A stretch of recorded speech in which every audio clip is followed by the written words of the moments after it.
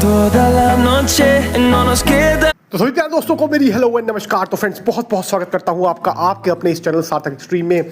तो फ्रेंड्स आज सर्बिया के लिए 2 साल का employment contract latest work permit की अपॉर्चुनिटी आई है दोस्तों।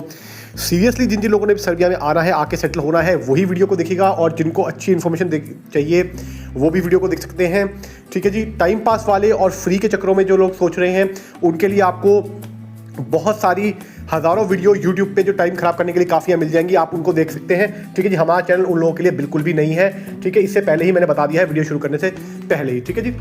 अब बात कर लेते हैं दोस्तों, जो रिक्वायरमेंट आई है उससे पहले मैं आपको कॉन्टैक्ट करने का प्रोसेस समझा दूं। जिन्होंने भी कॉन्टैक्ट करना है, एकदम हाईली सीरियस, इंटरेस्टेड और genuine candidate around the globe world wide, आप दुनिया की किसी भी कंट्री में है, आपको वीज़ा अप्लाई करना है या कोई भी एक्यूरेट गाइडेंस चाहिए आपको वीज़ा से रिलेटेड, इमिग्रेशन पॉलिसी से रिलेटेड, ठीक है, तो आप कॉन्टैक्ट कर सकते हैं। कॉन्टैक्ट करने का सिंपल सा प्रोसेस है। यूपीआई आईडी जो है हमारे चैनल की वीडियो की डिस्क्रिप्शन में क्लियरली मेंशन है। उस यूपीआई आईडी को कॉपी करके किसी भी यूपीआई ऐप जिसको आप यूज़ करते हैं उसके थ्रू आप कंसल्टेशन चार्ज पे करके अपनी ऑनलाइन अपॉइंटमेंट, ऑनलाइन कॉल हमारे साथ बुक कर सकते हैं और आगे की सारी डिस्कशन कर सकते हैं। जैसे ही आप चार्जेस पे करें तुरंत हमें इंस्टाग्राम पर मैसेज कर सकते हैं। ठीक है, टेलीग्राम पर भी मैसेज कर सकते हैं। इंस्टाग्राम आईडी आपको ऊपर दिख रही होगी, सार्थक एक्सट्रीम क्लियरली विजिबल है। नई इंस्टाग्राम आईडी हमारी, जल्द से जाकर उसको फॉलो करें। उस पर आपको बहुत बढ़िया रील्स और जो वीज़ा की सक्सेस स्टोरीज होती है हमारे कैंडिडेट के, वो भी देखने को टाइम टू टाइम मिलती रहेगी। ठीक है। अब बात करें तो दोस्तों, सबसे पहले जिन्होंने भी सर्बिया में आना है, सर्बिया की इमिग्रेशन पॉलिसीज़ के बारे में काफ़ी अपडेट्स जो हैं वो भी शेयर करूँगा। काफ़ी सारे सवाल हमारे रिस्पेक्टेड मेंबर्स और व्यूअर्स के आ रहे थे, उनके सवाल भी लूँगा। ठीक है।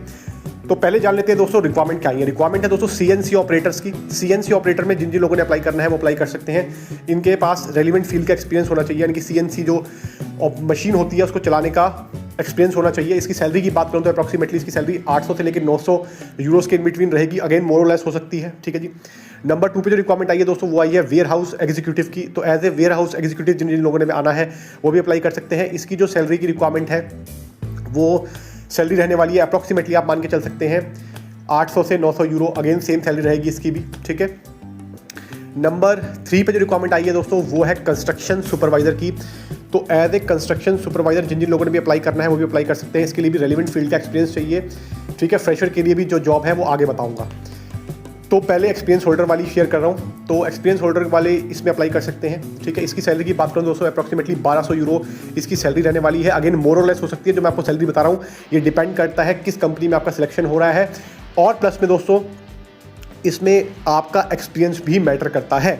ठीक है। आपकी नॉलेज भी मैटर करती है, तो सैलरी उस हिसाब से कम ज़्यादा हो सकती है। मैंने क्लियर करके आपको बता दिया है। ठीक है।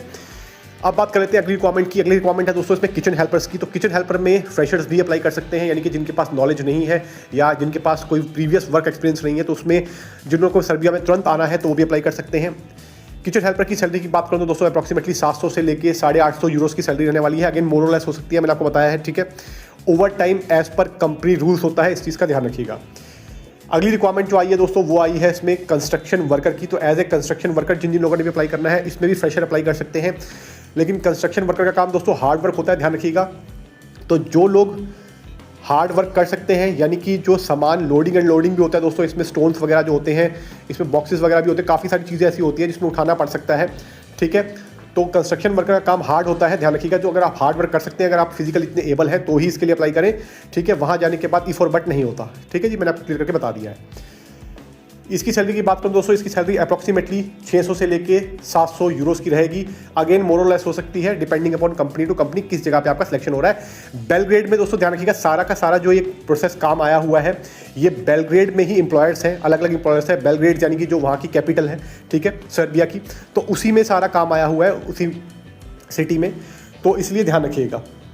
तो ये चीज़ मैंने आपको। अब दोस्तों इसके प्रोसेस से रिलेटेड भी बात कर लेते हैं। वीज़ा का प्रोसेस कैसे रहने वाला है। वीज़ा के प्रोसेस दोस्तों सबसे पहले आपका एम्प्लॉयमेंट कॉन्ट्रैक्ट, वर्क परमिट और इन्विटेशन लेटर एम्प्लॉयर के थ्रू, ठीक है जी, वो आता है। ठीक है। एकोमोडेशन लेटर जिसमें इंक्लूड होता है। उसके बाद दोस्तों उसको ऑनलाइन जो सर्बियन गवर्नमेंट की वेबसाइट है उसके ऊपर सारे डॉक्यूमेंट को अपलोड किया जाता है। वहाँ से सबसे पहले अप्रूवल आता है दोस्तों। अप्रूवल आने के बाद, जैसे ही अप्रूवल आता है उसके बाद अगला स्टेप होता है आपका पासपोर्ट अम्बेसी में जाता है। ठीक है। और अम्बेसी में जाके स्टैंप होकर वो पासपोर्ट पे आपको वीज़ा मिलता है। तो अप्रूवल पहले ही आ जाता है, इसमें ध्यान रखिएगा, ठीक है जी।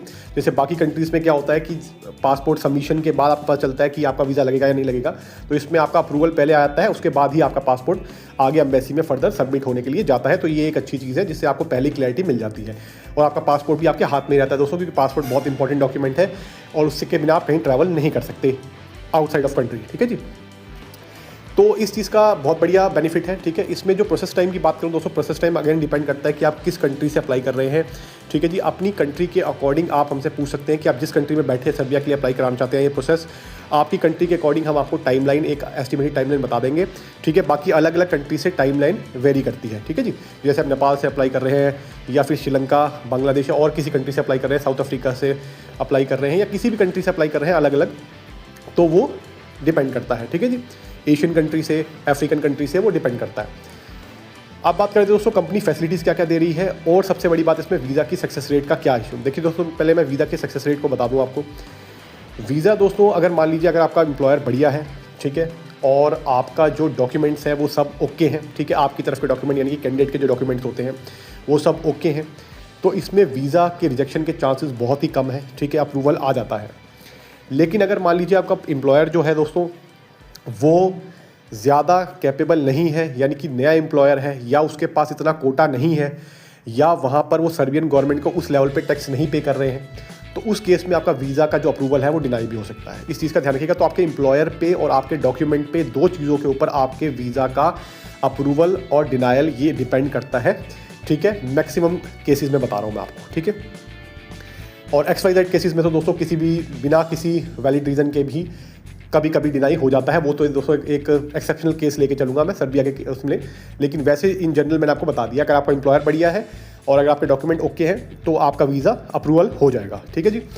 अब बात कर लेते हैं दोस्तों इसमें कंपनी फैसिलिटीज़ क्या क्या दे रही है। तो दोस्तों कंपनी फैसिलिटी दे रही है आपको ट्रांसपोर्टेशन, मेडिकल और साथ में आपको दोस्तों एकोमोडेशन, ये तीनों चीज़ें आपको मिल रही हैं। फूड के लिए दोस्तों आपको 100 यूरो फूड का अदर अलाउंस मिलेगा, ठीक है, मंथली। ये मैं आपको बता देता हूँ क्लियर। 100 यूरो आपको अलग से जो भी आपकी सैलरी होगी फूड के लिए मिलेंगे, जिसमें आप फूड सेल्फ कुक करके खा सकते हैं। फूड के लिए दोस्तों सिंपल मैं आपको बता दूं कि कॉमन किचन होती है अकोमोडेशन में, वहाँ पर अपना आप ग्रोसरी स्टोर से परचेज़ करके कुछ भी बनाकर जो भी आपको अच्छा लगे वो खा सकते हैं। 100 यूरो आपको फूड कूपन यानी कि आप मान सकते हैं फूड के लिए अलाउंस मिलता है। जो 100 यूरो दोस्तों इनफ है सर्बिया में, अगर आप सिंगल पर्सन हैं और अगर आपका अकोमोडेशन है, आपको सिर्फ फूड खाना है, ठीक है, ग्रॉसरी परचेज करनी है और बनाना है, तो वो आपके लिए 100 यूरो इनफ है, आराम से आपका काम चल जाएगा, ठीक है जी। मैं आपको बता दिया आपको। तो सैलरी जो आपकी है वो अप्रॉक्सीमेटली पूरी सेव होगी। बाकी जो आपके अदर खर्चे हैं वो तो दोस्तों आप पे डिपेंड करता है, आप कितने करते हैं वो टोटली आप पे डिपेंड करता है भाई, ठीक है जी। तो बाकी मैंने आपको प्रोसेस समझा दिया, आपको मैंने डिटेल दे दी है। इसके अलावा भी कोई रेस्ट ऑफ क्वेश्चंस है तो आप हमसे जब कंसल्टेशन बुक करेंगे तब बात करके पूछ सकते हैं। और कंपनी के लिए दोस्तों और जो आपकी कंट्री से प्रोसेस टाइम है वो अपनी कंट्री से कमेंट कर दीजिएगा, हम बता देंगे। नमस्कार।